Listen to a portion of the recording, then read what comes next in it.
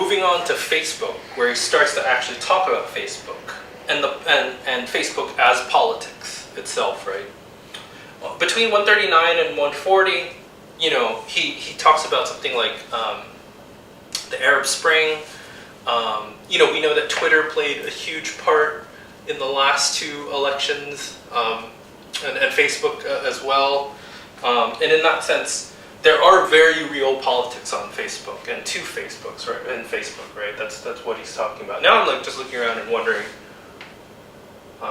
Yeah, it's kind of a pigsty, isn't it? Anyways, but at the same time, quote, is it the wellspring of a political consciousness that would question the social status quo and look for social and economic alternatives in the sense of critical theory? This is from 139 to 140, going into 140.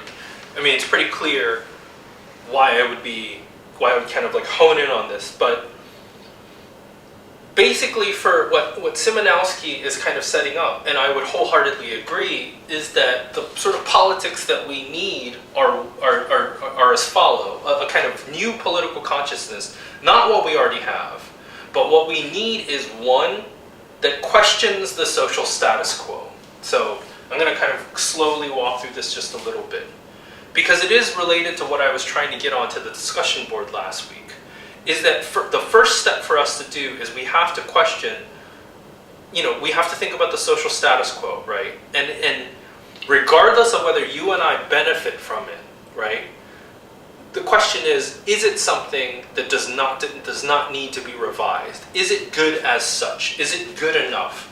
Despite the massive amount of human suffering that comes out of the status quo is a direct result of it, and according to some, even a kind of component, a necessary component to the social status quo, is it something that we need to maintain, right? Someone like Simonowski is saying that we have to question it. We have to ask for something better. We have to really ruthlessly consider what's wrong with it. That's what we need. That is the sort of political consciousness we need, right? And to follow for that, if indeed we are on the same page that there's something wrong with the social status quo, we have to ask for social and economic alternatives. What would be a different kind of model of sociality, of the social organization, of being with one another that would be, just, that would not require immense amounts of suffering, right? And that is basically the kind of enterprise of critical theory, right? Critical theory, critical thinking, the humanities, again, ultimately just comes down to how do we be better, and in a broad, universal sense, right? And to that, right, I think it is a really important point, and he does a really deft job of kind of sussing out the way in which, Facebook kind of has it both ways, where it's political but doesn't want to be political. And in the end, that Zuckerberg and Netflix, remember Reed Hastings' point that his job isn't to speak, or Netflix's job isn't to speak truth to power, that both of them ultimately avoid politics, right? The platforms themselves avoid politics, right? The users don't, but they behave as if the platforms are neutral. And why? Because, you don't want to alienate your customers. If you take a sort of political position, inevitably, someone's going to not like that, right? And more importantly, on 140, I'm just going to read this huge block quote. In the start of that partial paragraph, Facebook assuredly does not question the existing political economic system. It is not critical. Rather, it secures it in 4 ways. So Facebook is about maintaining the status quo. Data analysis makes it possible to personalize advertising, which increases its efficiency by heightening market acceptance. 2, the mix of personal information and advertising accustoms us to seeing ourselves increasingly as part of consumer culture. 3, the possibility of comprehensive control of individual and collective behavior on social networks leads to subtle forms of self-censorship, policing ourselves. And 4, the primarily phatic communication and growing extent of non-reflective relations with self and society undermine the intellectual basis for political opposition, right? It's just a very, very kind of sophisticated way. I think that's part of like the bread and butter of this chapter is when he very sophisticatedly kind of actually breaks down what Facebook does to us, right?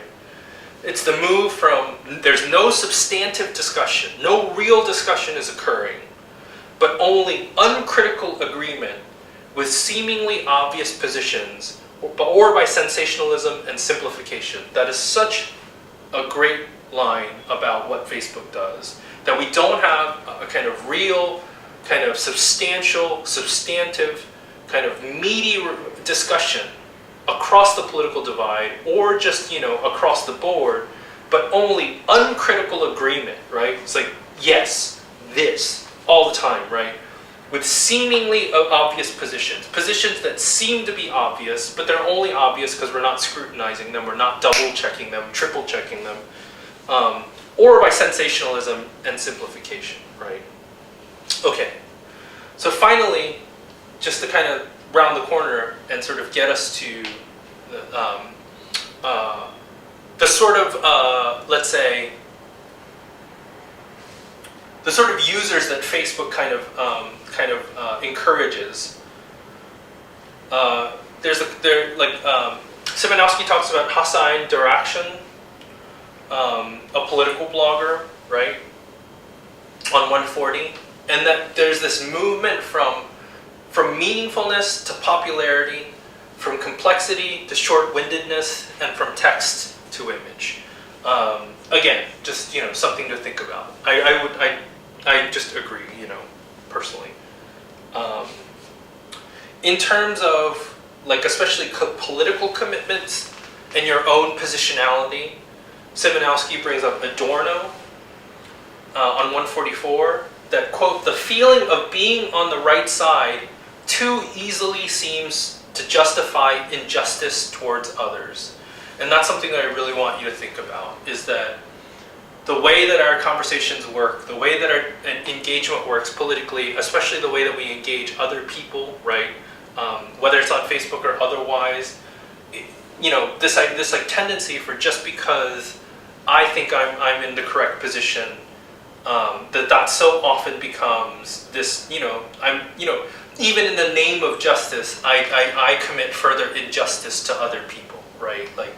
And again, not a terribly, if you break it down, this is something we all say, two rights don't make a wrong, but it doesn't stop any of us from doing it over and over, right?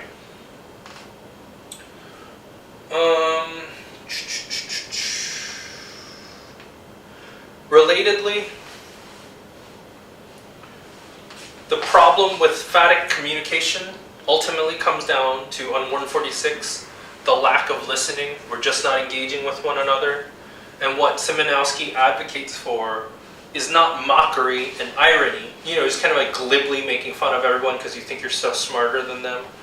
But rather, this is 147, empathy, compassion, and listening, right? I'll just put it out flatly, but if any of us are the type of person that has more investment in being glib, and making fun of other people and thinking you're smarter than them over empathy, compassion, and listening, I don't know. I think that's a problem. That's not the type of people that I would want to be surrounded by, right? I don't want to be surrounded by people that are just glibly making fun of me because they think they're better than me, right? And that's not the person that I would want to be either. On 148, he has this great line about Facebook with its affirmative like-able culture, right? That really, that's what it comes down to, that it's not about engagement, it's not about ideas, it's about just affirming each other in the most sort of kind of shallow way possible, that it's not about real kind of difficulty in growing and productive conflict, but just just liking each other and wanting to be is a big feel-good party. There's nothing wrong with having a feel-good party. Just yesterday, I went and got some Oreos and Reese's peanut butter cups because and Thai food because I just kind of needed a break There's nothing wrong with that, but it can't be that all the time. And we can't say that it's some sort of great political platform and tool when all we're doing is just sort of affirming each other. That's not what growth is about, right? And finally, so he makes his case on 148 that the foundations of a democratic society are secured by reflection and cognition, not sensation and immersion. I'll leave you with that. I'll leave with that, right? I want you to really kind of think about that claim. The foundations of a democratic society are secured by reflection and cognition, not sensation and immersion. With that, this is your boy from the home studio. I'm out.